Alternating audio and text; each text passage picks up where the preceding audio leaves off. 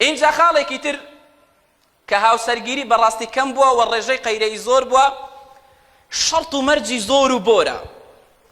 ئیوا هەیە دەڵێ من کچەکەی خۆم نادەم بە هیچ کوڕێک و بە هیچ گەنجێک ئیلا ئەبێ لە بنەماڵەکەی خۆما بێ.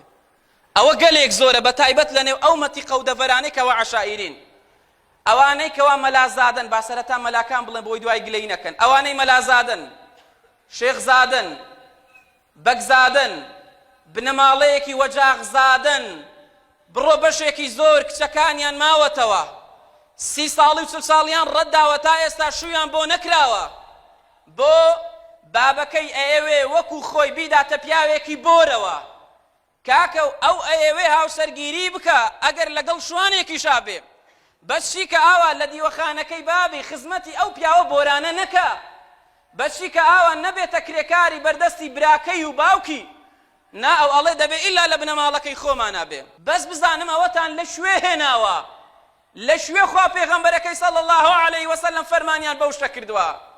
ئێتۆ بە زۆر کچێک ئەدەیە کوڕێک بە زۆر ئافرەتێک بۆ کوڕەکەی خۆت ئەێنی، نە ساڵێکە نە 2 ساڵە نە 10 ساڵە هەتایی لەگەڵیا بێت، تۆ خواردنێک ئەگەر بە زۆر پێت بخۆن یان ئەبێ فڕەی دەیتە دەرەوە بڕشەیەوە یانیش ئەوە تەیە پێ ئەمری. ئەی باشە ئەم قوڕشێڵەیە چۆن دەرەچێ؟ بە درێژایی شەوگار و ڕۆژگار ئەو کچەی لەگەڵا بێ کە بە دڵی خۆی نەیهێناوە، شووی کردەوە پیاوێک کە بە دڵی خۆی نەبووە، ئەوە بەڕاستی زوڵمێکی زۆر گەورەیە.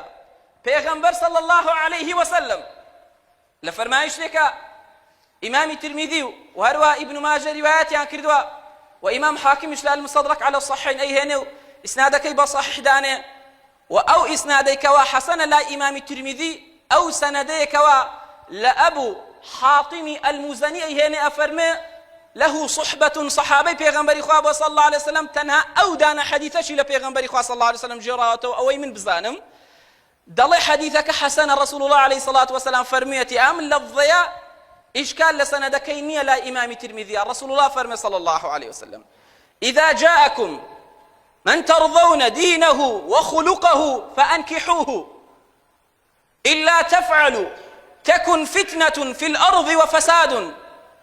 قالوا يا رسول الله وإن كان فيه؟ قال إذا جاءكم من ترضون دينه وخلقه فأنكحوه 3 مرات.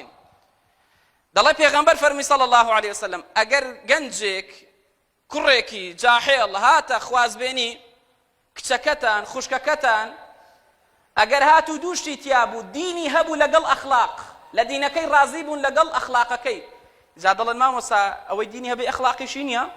بەڵێ بێگومان دین هەمووی ئەخلاقە، بەڵام برای وا هەیە 5 فەرزە لە مزگەوتە، دووشەمان و پێنجشەمانیش بە ڕۆژوو ئەبێ، بەڵام تەبیعاتی خۆش نییە، پیسکەیە، قرچۆکە، ڕەزیلە، عەسەبیە، هەڵ ئەچێ لە مشتە ئاوێکە کاکە ئەگەوزێ و مەلەئەکە.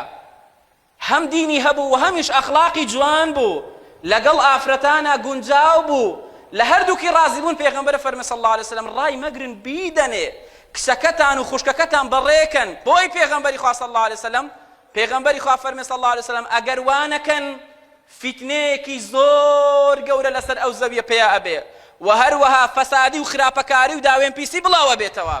فتنەی گەورە جار وایە نایدەیتێ دەڵێ بابە حەزەکەم شووی پێ بکەم، ناشتیوانیە، یان خۆی ئەسووتێنێ کوڕەکە دەڵێ بابە حەزەکەم کچی ئەو ماڵێ بێنم، ناوەڵڵا دەوێ ئەو کچێ بێنی کە بە دڵی منە، لە کۆتاییە یان لای ئەگیرێ یانیش هەڵی ئەگرێ. جا ڕقسەی ئێستا هەر ئەهێتە خوازبێنی ئەڵێ تۆ موچە خۆری، ئەڵێ چی ئیشێکت هەیە؟ خۆ ڕاستە ئەکرێ پرسیاریەوەش بکرێ، بەڵام بۆ نەیخەینە کۆتایی، بۆ سەرەتا پرسیاری دین و عەقیدە و ئیمانەکە نەکەین.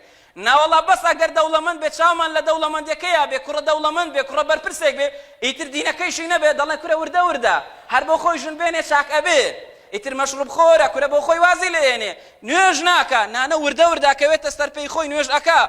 کوتیانەی پێغەمبەری خوا عەلەیهی سڵات وسەلام وئین کانە فیه، ئەگەر هاتوو هەژار بوو، ئەگەر هاتوو دەستکورد بوو، ئەگەر هاتوو بە تەواوی خۆی بۆ بەخێونە ئەکرا، پێغەمبەری خوا صلی الله علیه وسلم 3 جار دووبارەی کردەوە، فەرمووی هاوڵەکانم ئومەتەکەم من پێتان دەڵێم ئەگەر کەسێک هاتە خوازبێنی کچتان یان خوشکتان لە دین و ئەخلاقەکەی ڕازی بوون بیدەنێ، ڕای مەگرن.